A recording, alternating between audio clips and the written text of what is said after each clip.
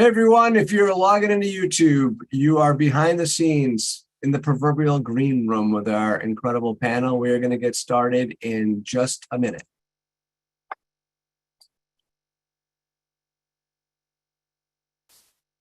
All right, folks, have fun. We're going to go live. Here we go.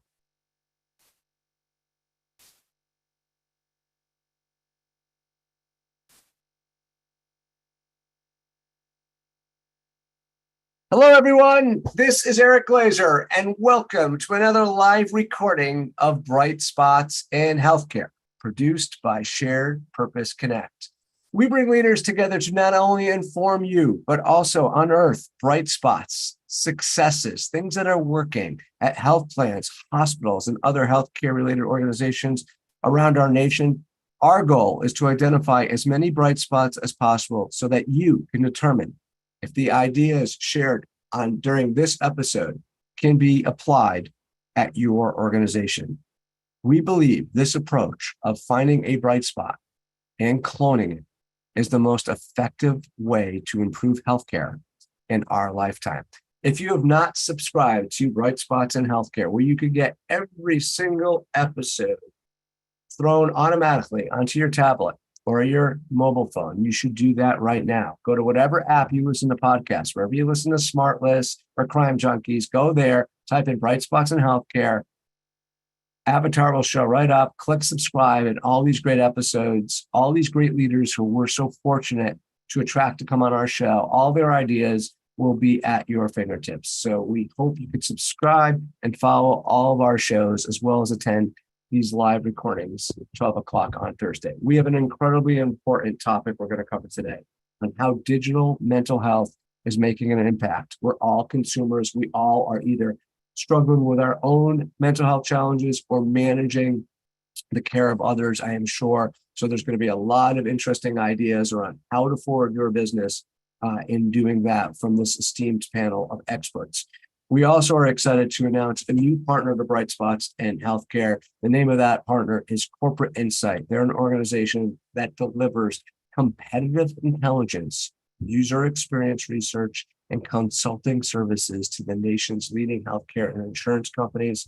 I'm going to tell you a whole lot more about them later on in the show. You can check them out at corporateinsight.com. And everyone who's listening today, including if you're listening to the podcast, you can request a free report that they've published on mental health. It's a 23-page report on the future of mental health. If you want a copy of that just for being part of this show, I will get you that personally. We'll give you a way to request that later on in the show. In fact, right now, why don't we do that, Gene? We'll put up a poll right now to let folks request a free copy. If you're listening to the podcast, we'll provide a link so that you can email us or maybe fill out a form. I'll let my production team figure that out, and we'll email you a copy as well. It's a PDF, so why don't we get that started right now?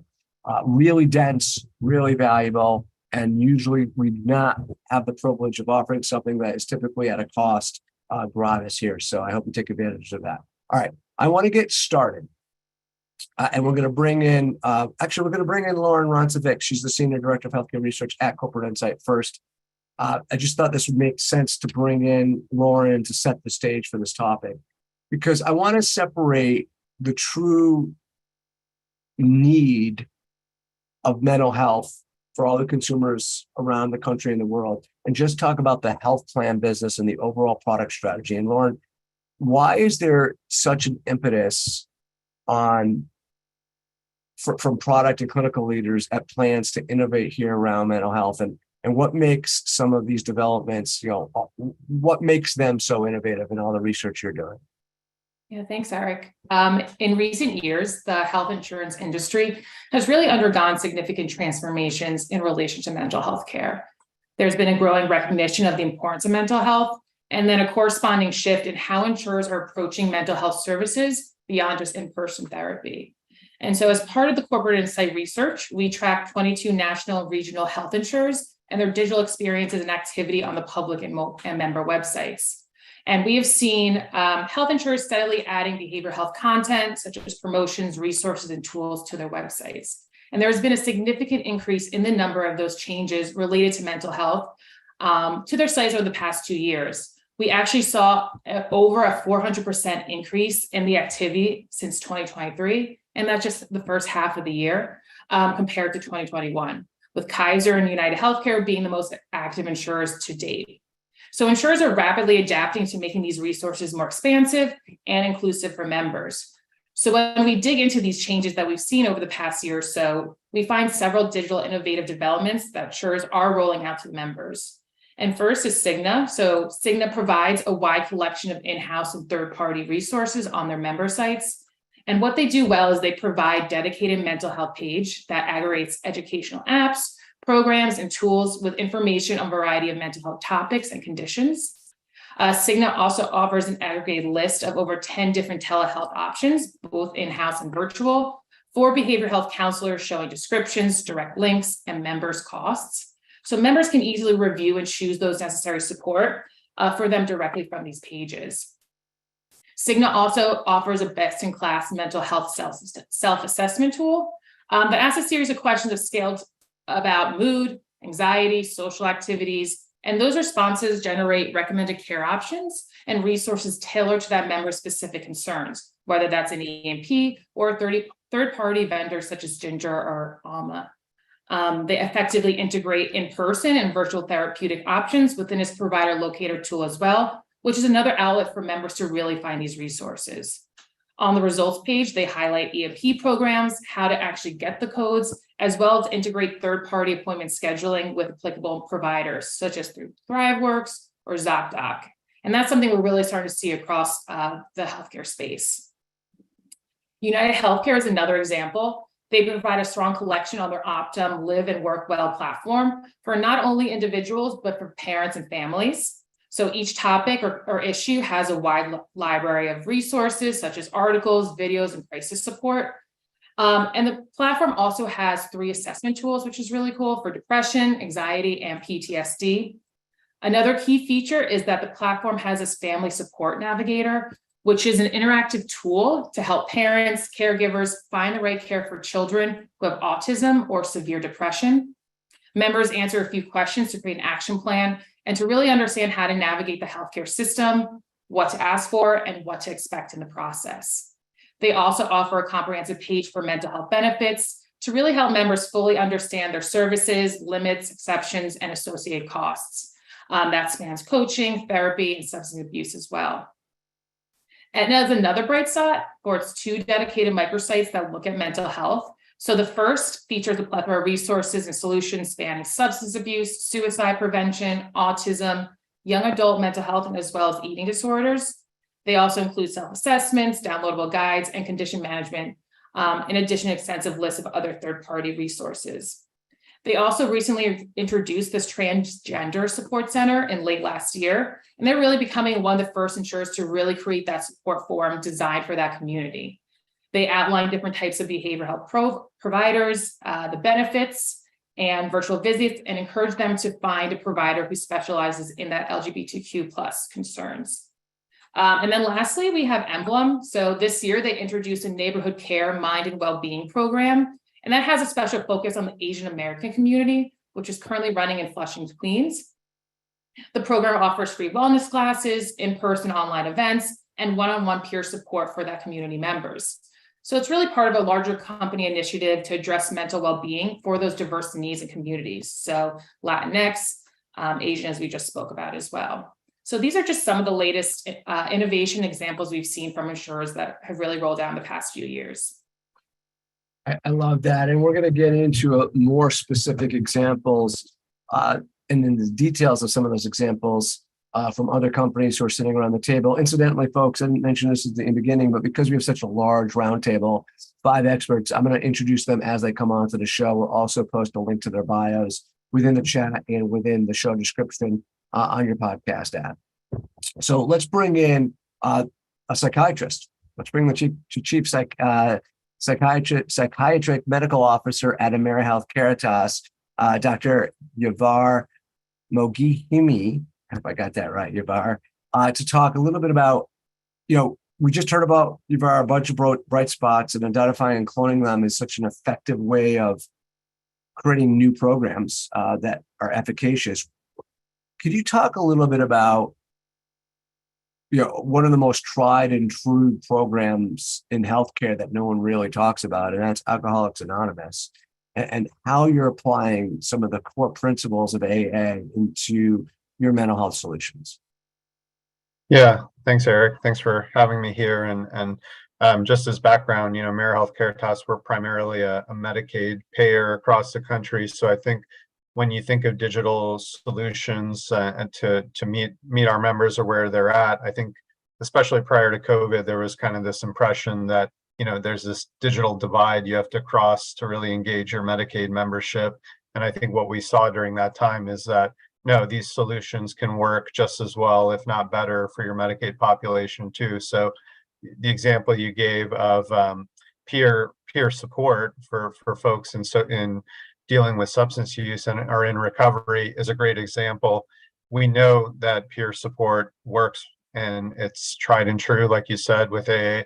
And so we wanted to figure out ways to adapt that into a digital platform and to make sure that the key with substance use recovery is you need that support available when you need it, because relapse could be around the corner at any time, right?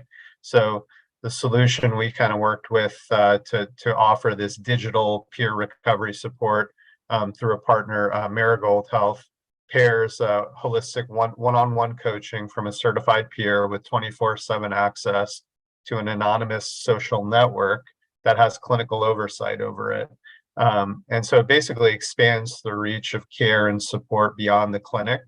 It's a good complement to MOUD care. Somebody could be getting Suboxone, but they still need that kind of peer support outside of those clinic doors.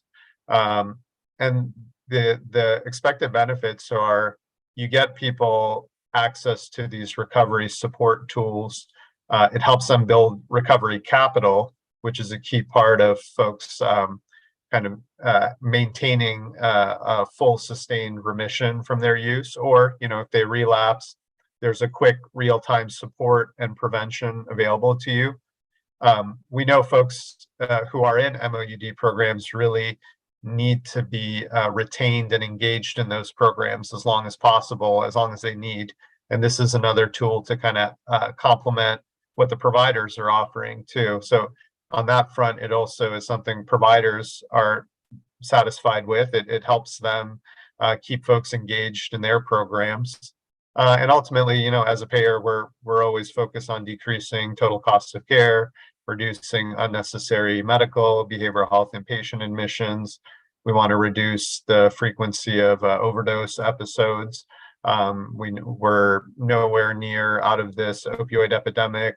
Most of the predictions are that it's going to continue to get worse over the next few years. So having digital peer support available 24/7 could really be a difference between life and death for a lot of our membership.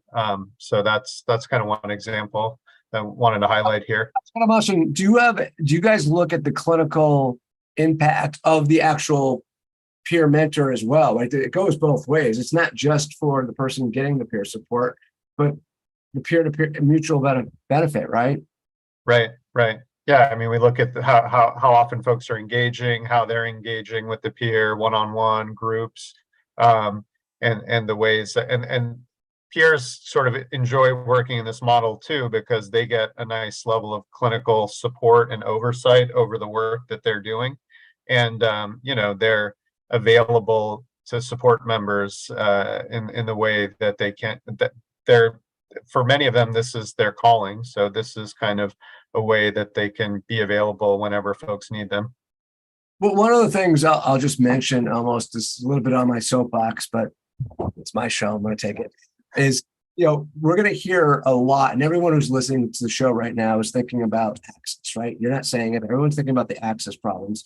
And what you're going to hear today is different ideas around solving the access problem. And I would suggest to everyone listening that you need to sort of like wipe off your whiteboards in your office and really think really outside of the box on how this is going to be fixed or mitigated over the next 10, 15 years, because the supply and demand chasm is only going to get worse. If you think it's bad now, and it's really bad now, it's only getting worse. So one thing we don't have a shortage of, we have a shortage of providers, but we don't have a shortage of patients and peers. And so taking different ways of leveraging the army of patients out there to support each other in a way that provide with clinical oversight is a potential solution if applied correctly to helping a lot of the problems we have in healthcare.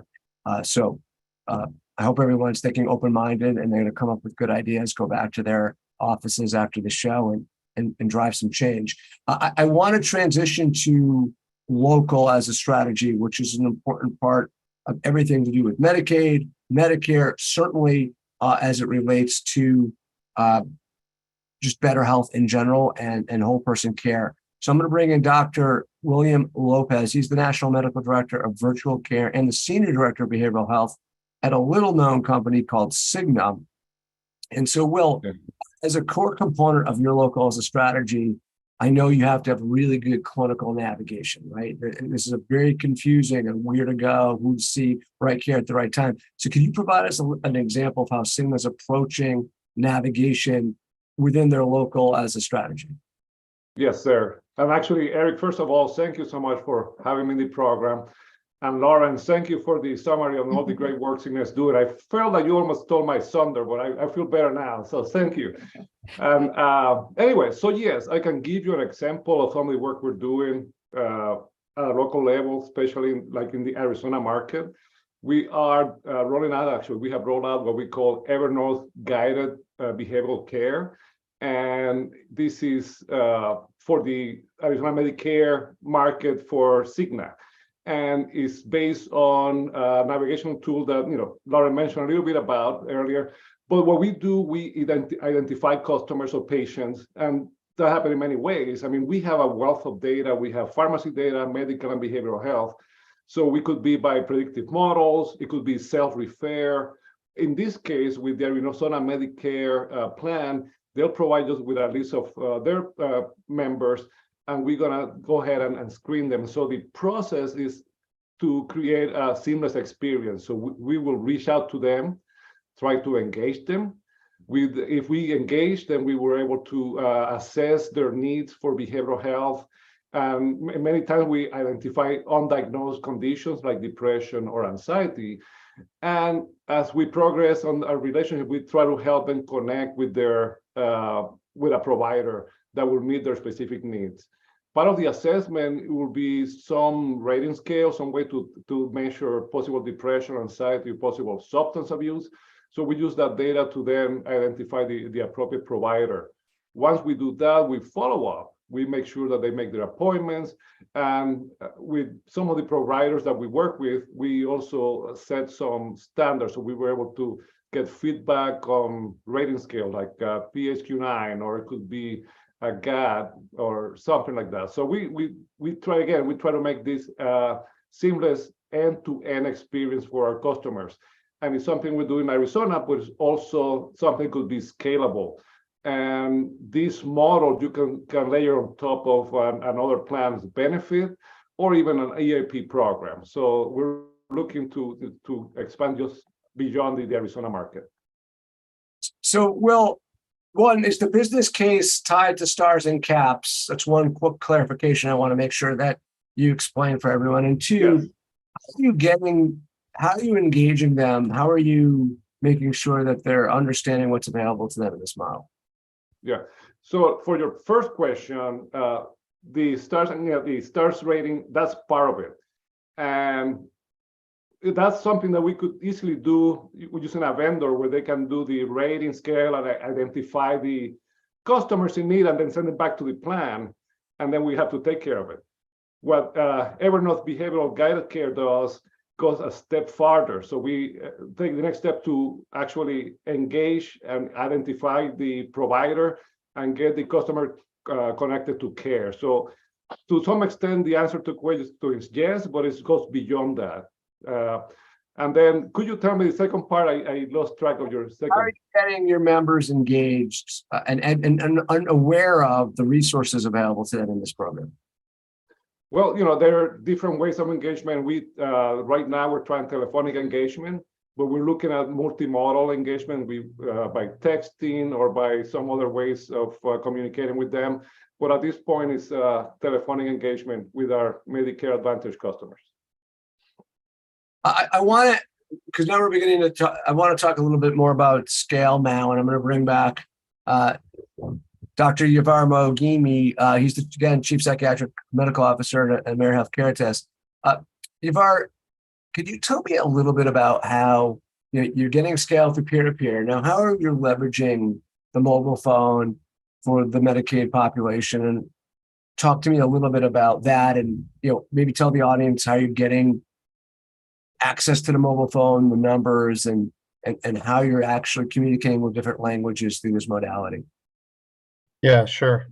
So, I mean, I think we have the hardest problem to solve as the Medicaid plan in terms of the engagement piece, because especially during COVID, redeterminations were not happening. There was a lot of stale contact information from the past few years. And so that's just sort of happening now with our state, where folks are having to kind of update their information. So we realized early on that, we can't just rely on the enrollment files that we're getting from our state for our outreach efforts, which are multimodal as well, but we leverage texting quite a bit because it's just more preferable, what we found from our membership. And the reality of the Medicaid population too is that they may have limited minutes and things like that, so they're much more willing to respond to text than pick up their phone. But one of the ways we leverage accurate contact information is getting direct data feeds from our health information exchange to our outreach workers, so that they're using the most up-to-date contact information that is in the health ecosystem as a whole, not just in the Medicaid enrollment files. So that's a key part. For language, we do have multiple ways where we're getting that information, again, from the member files, but then we also do specific outreach around our race, ethnicity, and language initiatives to confirm language preferences. And then those text messages can go out in English, Spanish, and we do the other big language in DC is Amharic. So we have those folks, we have folks on staff for the Amharic speaking folks. So we get a lot of data back from those text messaging campaigns. We know whether someone opened the message. We know whether they were prompted to call in or text a response back. And each way we're doing that, we're learning how it can increase engagement. Like, does it help to put a photo in the text? Do we put callback numbers? And we actually use it quite a bit for post-appointment feedback that we find is a kind of more meaningful adjunct of information to like our CAPS surveys, which tend to just be kind of an annual survey. So it's a lot of it's data collection, a lot of it's engagement. Are there any other financial things you look at or you're able to look at through this investment? Yeah, I mean, the other big piece financially is just when you talked about staffing, but the other piece is also the health plan staffing and how do you scale up levels of outreach, call centers, things like that too. So we do think about those initiatives also in terms of you can reach a larger segment of our membership with a smaller amount of staff using this kind of approach. So it helps manage and reduce our own internal call fatigue. And maintaining our own staffing in that way. And then, we also, it's just a way that we better engage with our members. And we know for folks that engage in care coordination or case management with the health plan, that they always do better on their quality outcomes and their total cost of care than folks that don't. So the more ways that we can get folks into our program, ideally through text, we're going to see that return. I want to, texting is a little bit novel. It's not completely novel, but it's a little bit novel, and how we implement it effectively is potentially novel as well. I want to now talk a little bit futuristic, and not that futuristic, maybe like just the tomorrow or the day after tomorrow on where the puck's going. And so I'm going to bring in Dr. Sam Nordberg. He's the Chief of Behavioral Health at Reliant Medical Group. here in sunny Massachusetts, smoky Massachusetts. Sam, there is, no way, and I mentioned this earlier, we're going to be able to support the tsunami of need for better mental health. How is Reliant thinking about the future, and where are you guys going and why? Thanks, Eric, and it's great to be here. Just a little context. Importantly, Reliant is an Optum care delivery organization. So we're a multi-specialty practice serving about 300,000 primary care patients. We operate with many of the same incentives as health plans, because more than 80% of our top line revenue comes from value-based capitated contracts where we're at risk for the total costs of our patients. And so mental health has been a really big push for Reliant in bending the cost curve for our patients. And as such, we now run one of the largest integrated behavioral health departments in the state. In this department, one of the things that happens very quickly when you start to screen and become aware of the full scope of need of your patient population is you realize how hilariously outgunned you are. And about 2 years ago, we launched an initiative to deliberately incorporate carefully vetted digital tools as real mechanisms for care for our mild and moderate patients. And we now have an ecosystem of tools ranging from virtual reality to app-based and device-based, some FDA approved, some wellness. And we've gotten more than 1,000 patients to agree to use these tools as their frontline treatment rather than sit on a wait list that could last months or could end in nothing.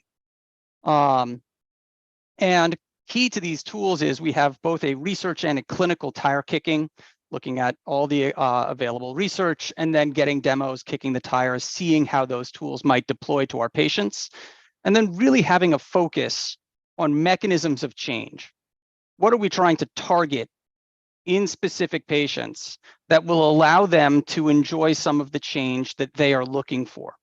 And each patient is sort of carefully matched using both clinical judgment and a clinical decision support system that's powered by a computer adaptive patient assessment, where we're really trying to match the right patient with the right technology. So for example, if we're trying to treat somebody and train them in diaphragmatic breathing, we have 4 different tools from that. One's a virtual reality tool, one's a device-based tool, and then we've got a couple of app-based tools, one of which uses biofeedback, right? So there are a variety of different ways to go after targeting that particular mechanism of change, and we're trying to match our patients up with the right piece. The other thing we're really trying to do is wrap around it a human focus, right? So it's critically important that patients not feel like they're given an app and then we say goodbye to them. They need a check-in appointment. They need text messaging. They need to feel like somebody is watching and making sure they're using the tool. So we also negotiate with vendors, routine updates of utilization data, so we know when people are using, when they've dropped out, and really try to monitor those patients exactly the same way that we would someone who was in psychotherapy or getting medications. Could you define for folks diaphragmatic breathing and why that tactic is important for certain conditions? Sure. Yeah. So diaphragmatic breathing is an evidence-based, sort of intervention that's typically, sort of given to a patient as a skill-building exercise to help them manage their panic and anxiety. And what diaphragmatic breathing does is it down-regulates the anxiety cycle that's, generated by the release of adrenaline and cortisol in your system. It allows patients to slow their heart rate, calm that system down, and manage their anxiety much more effectively. And there are, hundreds of publications showing the efficacy of that particular intervention. Right. I want to talk a little bit now about, the growing demand and need around the Gen Z population and maybe some of the younger millennials. I'm going to bring back in Lauren Roncevic. She is the Senior Director of Healthcare Research at Corporate Insight and gets to survey and research lots of health plans and providers and see what they're doing. How are health plans, Lauren, responding to the needs of the younger population right now? Yeah, so younger generations value that holistic, connected care to meet their mental health needs. And they value that approach that addresses the whole person rather than fully on symptom management or just one aspect. They really want to take an active role in their own well-being. And so firms are developing resources around overall well-being to better address that population. They're creating more gamified, engaging platforms for members to manage and track their progress for habits, goals, and emotional well-being. They really want to become that active, engaged participant in managing their lifestyle. And so one notable example is Aetna's mental health dashboard on their My Active Health platform, which lets members conduct periodic check-ins, participate in mental health activities, and keep a journal to focus thoughts and lower stress. Online and community forums is another way they can attract members. We saw UHC offer online courses for members to tackle a variety of topics, such as building resiliency and navigating the anxiety loop. They also offer discussion boards for members to chat and connect with others who are experiencing similar challenges. Another area of development that resonates with Gen Z is virtual assistants and live chat tools. Cigna members can use the live chat tool to learn more about resources and get the support they need. Anthem CBS uses the Cigna Health chat tool that allows them to view in and out of network coverages and benefits directly within the chat window. And this is an area where certainly we expect to see growth, whether from the CSR or an advocate type of angle as well. And even outside of health insurers, we're seeing direct-to-consumer companies tailor for younger generations, such as TIA and NewRx, expanding focus on mental health treatments and delivering services. So TIA just recently introduced groups and coaching as part of their company services for the individual and community emphasis. So Groups is a program designed to drive connection with other women facing similar circumstances to provide that support and encouragement, while coaching is more of an appointment tool designed for that one-on-one to learn how to release emotional tensions. And TIA is really focusing on that triple threat is what they call it, focusing on primary care, gynecology, and mental health care. And then just recently, Apple, as of I think this week, made that timely announcement that their new version of the health app is now a mental health tracking feature. So it's going to allow users to identify emotions ranging from pleasant to unpleasant, select factors impacting their feelings, such as travel or family, and then describing those feelings directly on their smartphone or Apple Watch. So that smartphones, connected devices, wearables can also play a valuable role in the mental health tracking, providing that continuous connected data, personalized insights, and promoting self-awareness and empowerment. And that certainly aligns with the younger, more digital savvy demographic. So as Gen Z becomes a larger percentage of the consumer base, we expect to see more innovation from these organizations to address those needs, promoting holistic well-being, and then creating that ongoing trusted support that will build trust and customer loyalty. I love it. I mean, I told folks a little bit that Corporate Insights are latest and latest partner that we're so excited about in our Bright Spots family. I do think, if you think of them as an organization, they should actually be renamed not Corporate Insight, but like Bright Spots Insight, because if you can hear from Lauren exactly what she's doing. So just as a reminder to folks, they deliver competitive intelligence, user experience research, and consulting services to all of the leading health plan, many of the leading health plans and providers around the country. They're basically researching bright spots, as I just said. They show industry trends and what your peer organizations, what your competitors are doing so that you could best enhance your benefits or develop brand new solutions or sub-benefits like digital health support, let's say for OCD or executive functioning or depression, or a lot of the things that we're talking about today. So I like the quote that if the change of outside your business is faster than the rate of change inside your company, you're quickly becoming irrelevant. And what Corporate Insight does for you is it enables you to be very relevant and ahead of your competition. And they do this all, besides the incredible smart people like Lauren there, they do it through they have a best-in-class research platform and a very unique approach to analyzing data and the actual client experience that help all of you advance your position in the healthcare marketplace. So if you want to check them out again, corporateinsight.com. I'm actually going to do something, Lauren, here on the whim. So Lauren's not a salesperson. She helps run research, if you haven't noticed. But if you want to meet Lauren and pick her brain, I'm happy to make a one-on-one introduction. So you can maybe set up 15, 30 minutes with her, whatever you guys decide. So if you want that introduction, personal introduction to Lauren, I'm actually going to have Jean put up a question And if anyone that clicks yes, I'll email both of you guys privately offline and set you guys up for introduction and networking. If you want me on the call, I'm happy to be, but bring me to BCC as quickly as you want. I'm just trying to make the connection so you could learn more about what's going on in the industry. I want to bring in, it's been waiting patiently, Demetrios Marousis. He is the Director of Behavioral Health at Highmark out in Pennsylvania. Demetrios, thanks for being so patient. I'd love you to talk a little bit about how you guys are leveraging digital in a manner where you are really focused on the subspecialty of mental health and getting the best-in-class solutions for those subspecialties, and share that with the group, because I think there's some really interesting takeaways for everyone to learn.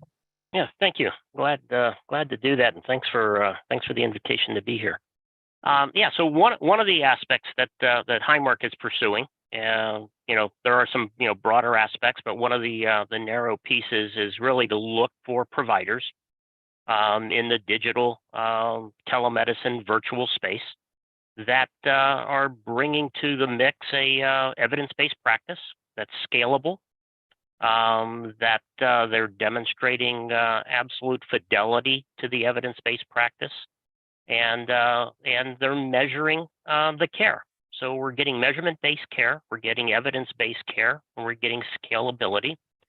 And so some of these providers are quite specialized in that sense. So, and I'll list a few of them that we've engaged and are working with us at present. So one is Marousis, and they are focused on depression and anxiety.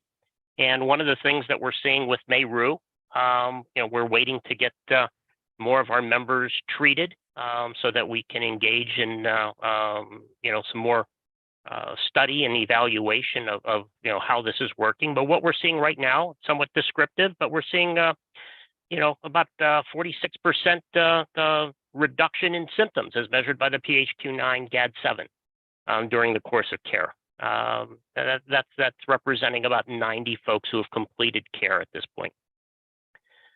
We have a relationship with RIA as a provider, and they're focused on alcohol related issues, alcohol use disorder, alcohol misuse. And what we're seeing with them is, a retention of members in care.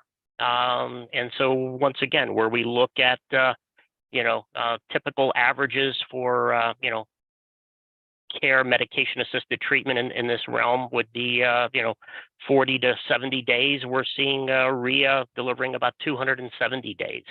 And so there's a stickiness there that, the members are getting into care, sticking with it. And with that, we're seeing reductions in blood alcohol levels, increases in non-drinking days, decreases in binge drinking days, as reported, through RIA. We also have a relationship with NoCD, very specialized for OCD treatment. And what we're seeing there is about a 38% reduction in symptoms over about 12 and a half sessions on average for our members that are seeking care there.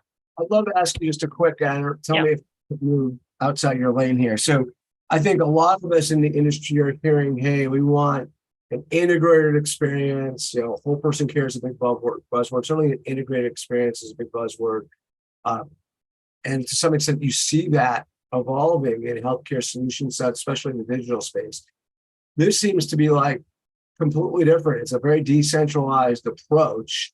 And do you have a high level remark on like why this is the strategy that Highmark's going after in mental health, and why you see this being a more effective way of doing it? Well, I don't want to represent it as more effective, and I don't want to represent it as the complete strategy that Highmark's pursuing. So yes, integrated care is absolutely critical. That takes a long time. It's complicated. It requires a lot of evolution, a lot of change. And so the portion, as I mentioned, that I am focusing on is sort of those quicker initiations, getting something in front of membership sooner rather than later, not waiting for the big prize. The big prize is certainly that integration that you described, where it's seamless, where we're sharing information, where identification of members in need is critical. And that would include, member-facing content, member education, improving behavioral health literacy, reducing stigma. All of that is sort of a, part of the bigger strategy that we're working on. Even concepts of sort of digital phenotyping. How do we find members in need earlier? Because what we know in the behavioral health sphere is that people are symptomatic for a significant amount of time before they get connected to care. In significant time, it's 7 to 10 years on average, and that's unfortunate. And and then we also see the linkage with comorbidities of physical health comorbidities. A recent sort of analysis that we did around alcohol use disorder finds on average for those people that we know have an alcohol use disorder have 5 to 7 physical health comorbidities on board. And that's, we have audience members here who focus on Medicaid populations, and I'm talking about a commercial population with that comorbidity, load. So, so this, I'm only representing sort of a portion that really for me looks at a sort of quick start, getting providers that have scalability, very specialized care in front of our membership sooner rather than awaiting the sort of the grand delivery, which I believe is coming. It's coming incrementally, but it's a big lift, and our members have need now. I want to stay on the strategy topic. I want to bring back in Dr. Will Lopez. He's, again, the National Medical Director of Virtual Care and the Senior Medical Director of Behavioral Health at Cigna. How is Cigna, Will, using technology to gain scale and create a more personalized experience? Yeah, thank you, Eric, for the question. So, following up with what Demetrios is saying, we'll base this on our network strategy, which is now to hire and contract providers that are totally virtual. We bring them in as network providers, so it's not a vendor relationship. They're part of our network, and then we deploy them or kind of make them accessible through our digital front door tool. So basically, we're able to this tool to engage with the customer and identify their specific needs. And for example, we have relations with multiple vendors or providers, virtual providers, should I say. Some of them target alcohol use disorders, some of it OCD, some of them eating disorders. So we're able to, as we interact with the customer, identify the diagnosis and navigate them to the right provider. If you think about it, when you make an appointment as an outpatient, go out to an office, our network providers have been trained on many modalities, but you really don't know if they are proficient, have enough experience to target any one condition. So we are trying to facilitate getting them to the provider that's going to really target their need at the time. Hopefully that answered your question. I don't know if that's been helpful. That is helpful. I want to try, we're falling a little behind time. So I want to get into sort of patients and products, processes, and some models here. So while I do that, it just strikes me that two things I just want to mention. One is, you guys probably have heard, we are hosting our first in-person event in Boston, August 24th and 25th. It's a no presentation conference. It is a roundtable summit for payers and providers only. If you're not a payer provider and you want to support the conference and participate in it as a sponsor, contact me directly. But we are going to bring together about 40 or 50 leaders. We already have a bunch of them confirmed to talk about whole person care, and mental health is going to be part of almost all those discussions. And we have it divided into 5 themes around equity and access, consumer experience, local as a strategy, clinical care models is number 4, and our 5th theme is ROI. And we already have folks like the Chief Community Officer at Cambridge Health Alliance, the CMO at Highmark's coming, the Chief Health Equity Officer at HealthNet. I could go on and on about some of the folks who've already confirmed who are participating. So I'm going to have Gene put a brochure link in the chat, as well as a link to register. In fact, let's do this. If you want to register, and save $400. And I think the registration fee goes down to $14.95. Use the promo code mental health. We'll use that. And we'll take $400 off if you guys want to come. But you can meet me in Boston, August 24th and 25th. Also, if you're coming out to AHIP next week, I'll be out there. If you guys want to connect, let me know. Gene, why don't we do a poll for that? And I'll reach out. I'll have Kim reach out and set up some time when we're in Portland next week. So, Lauren, you mentioned earlier how you monitor and analyze trends and how health plans around the country are optimizing the mental health delivery models. We've heard some similarities. We've heard some differences. Do you see within this larger market how product leaders can best leverage these bright spots to create a best-in-class solution? Like basically, how can folks listening take the best of what they've heard from you and your fellow panelists and sort of forget the rest? How would you advise them on what to do here? Yeah, so we are seeing players taking different approaches, yet keeping that same objective of providing affordable, quality care to meet members wherever they are in their mental health journey. The panelists today have shown a glimpse into those mental health strategies and noteworthy investments for consumers. And our competitive intelligence research really provides a lens into what some of those investments are and what the customer experience looks like. So firms can review what competitors are doing successfully and seeing if they're enhancing their digital experience, innovating in mental health programs. And by staying up to date with the industry trends and developments, they can identify areas where they can innovate and differentiate really their own mental health offerings.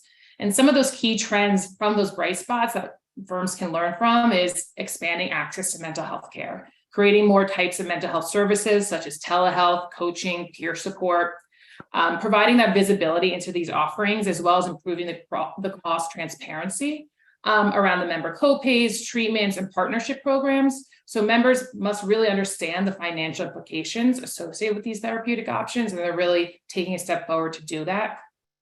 Design a wide spectrum of programs and resources to make it accessible, convenient, and usable, whether that's educational libraries, self-help tools, habit-building programs, or community events. Firms must leverage multiple methods for their behavioral health education and well-being practices to deliver the right care to the right consumer. They need to target specific communities, age groups, and demographics like Gen Z to meet those diverse needs. They also must create a seamless customer experience for those educational support resources to really improve satisfaction and engagement. And then drive personalization and integrated care. We saw examples of that on the member site where users search for a behavioral health specialist and they're prompted with several virtual and in-person therapy options, scheduling capabilities, EMP codes, and third-party programs. This increasing demand around personalized results is not only on mental health, but overall well-being, especially for that younger generation. So by understanding the competitive landscape, their strengths, insurers can emulate, improve, and introduce new tools, programs, and value-added benefits that are impactful for the members and then set them apart in the market. So that's great. I want to now, I think what we haven't hit yet, although I heard a little PHQ-9 GAD-7 talk earlier. Sam, I want to bring you back in. As a reminder to everyone, Sam Nordberg is the Chief Behavioral Officer at Reliant Medical Group, which is an Optum company. Sam, how do you guys go about matching the right consumers with the right care at the right time? I'd love you to talk a little bit about the adherence rates, and then I'm going to do a quick follow-up on integrated care. So let's cover those, matching the consumer, right care, right time. Yeah, so, access is really important.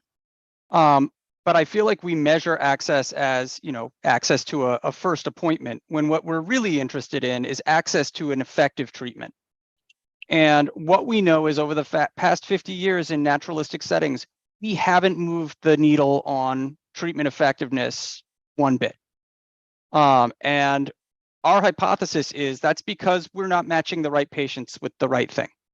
And so we use a computer adaptive questionnaire that has more than 20 different subscales that really departs from sort of DSM constructs, traditional diagnostic constructs, and really focuses on the lived experience of the patient. What are their particular challenges, their strengths, their deficits, and that gives us a profile of each patient that we can then merge with their medical record and claims data, if we have it, to really try and develop a holistic sense of who this patient is and how they're similar to other patients that we've tried to treat before, and use that data to sort of build a learning network that allows us to iteratively improve on the quality of the connections that we make.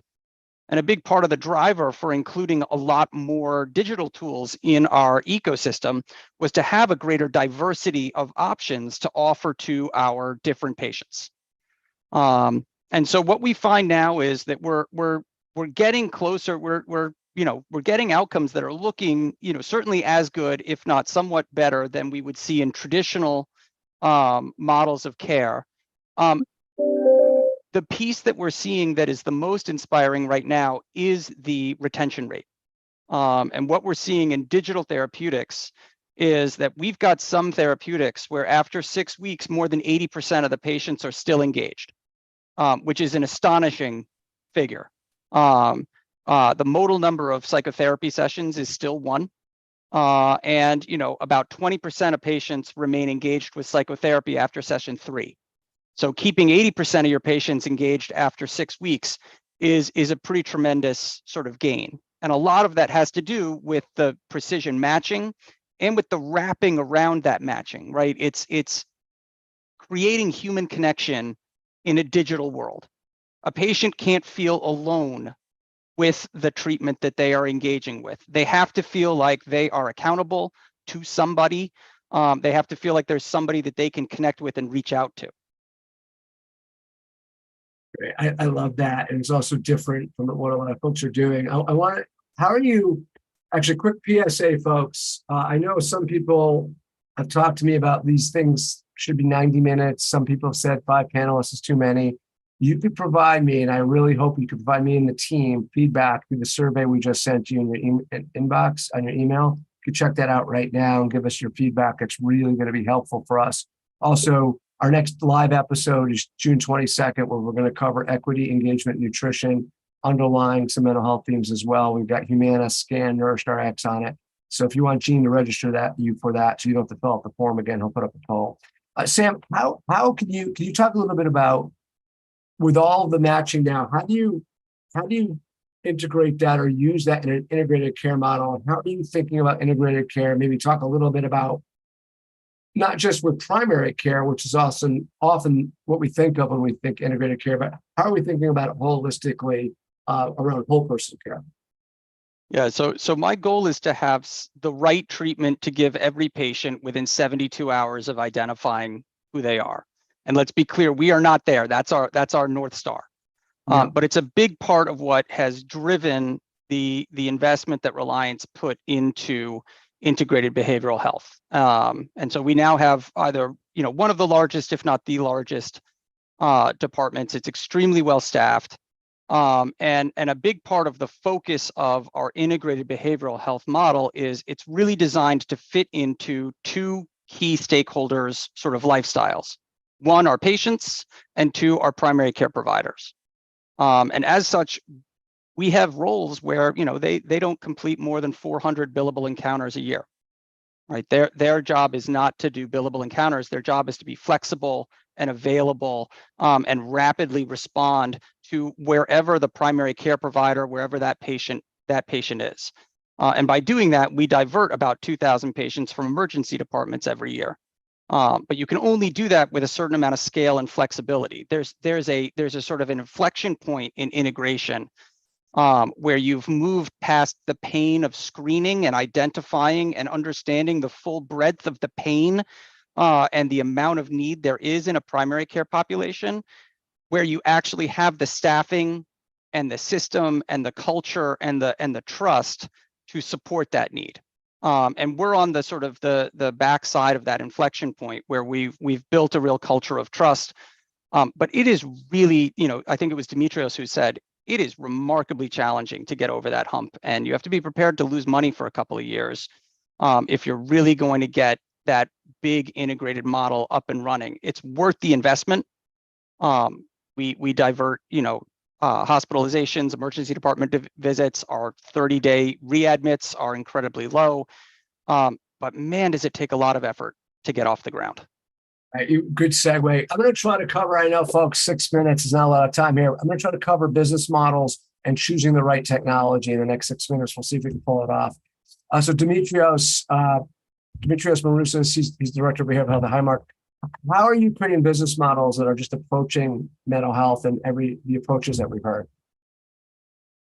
Well, if I'm understanding your question, I mean, once again, the portion that I get to focus a significant amount of my time on is really on those theme-specific, condition-specific presentation of evidence-based practice, measurement-based care to that membership. Now that brings another challenge as well. You can bring in ideal providers.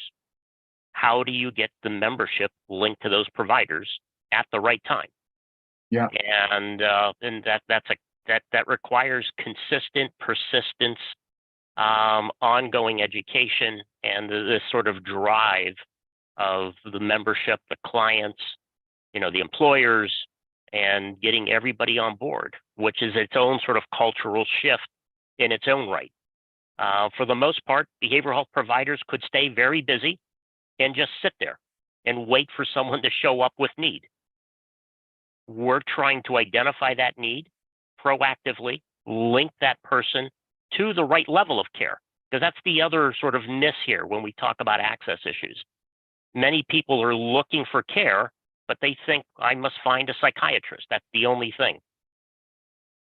Probably the most restrictive level of care to seek a psychiatrist, when actually more appropriate levels of care exist to start off with, to assess, triage need, and then further link. So there's this ongoing educational cultural shift that's going on. And it's really about linking membership, linking patients to providers at the right time, and ideally early, and that those providers are present and we have that stickiness. So we don't have that, oh, I tried it, oh, it's not for me, and they disappear and they go off and they're still struggling with the mental health condition. But that you have this stickiness, this relationship that Sam sort of described, and you're getting more than that one contact. You're getting more than the average, you're getting those 12, you're getting those 10, you're getting complete care. And that patient is leaving with an idea of what their recovery looks like, what's next, what a slip in recovery might look like, and when to put their hand up and ask for help again, and how to do that, so that they are more competent with their condition and using the system of care. Yeah, it's really that accretive value, and it gets back to whole person care. Yep. So almost full circle. I like that. Sam, maybe real quick, I think there should be probably a whole episode on this, just a little bit of a hint coming on. But when I know we've got these care models, we've got all these new technologies coming in, and it's going to be really important choosing the right things. These can't be gimmicky. These are real people who are struggling at the end. So how are you going about choosing technology and implementing it? And I know we have a couple of minutes, so it could be a whole show. I'll give everyone a little bit of a preamble or to what this is all about and how sophisticated of an approach you guys have. Yeah, so we have the great fortune to have an in-house, what we call a practice research network, which is a university quality research lab that uses our EMR and claims and patient-reported outcomes data to study the effect of what we do with our patients. And so when we make model changes, like for example when we transitioned to all virtual visits, we studied the impact of that on our patients and learned that we complete 8,000 more visits a year on average because our no-show rate plummeted. In particular, I think Yavar was mentioning this with our Medicaid patients. And so by having research embedded directly into our clinical practice, we can turn around the collection and analysis of data very quickly. And then by using those results, as we make business decisions, we're driving those business decisions using academic peer review quality research. And so we do the same thing with digital tools. We have relationships with the vendors where we get the utilization data from them. We track our patients' outcomes by measuring them over time. And then we evaluate ourselves how well patients did when they were referred into and they accepted a particular treatment tool. So that's how we're kicking the tires and evaluating. And that's of course after the research team and our clinical team have kicked the tires on vendors and decided that somebody actually chins the bar for inclusion in our ecosystem in the first place. Great stuff. I want to thank everyone, to our audience. I know we didn't get through all the Q&A in the module. I did my best. We had a jam-packed agenda today. To the 5 of our roundtable guests, thank you for all of the time and effort you took to prepare and participate today. And for everyone listening, I know an hour of your time, I do not take it lightly that you spent it with us, whether you're listening live or you're listening through the recording on the podcast. And we hope that we were able to inspire your thinking today, enhance your organization's current approach to improving healthcare for all of us. Take the feedback form, provide us more feedback, because I like saying to everyone at the end of each show that this is your Bright Spots in Healthcare podcast.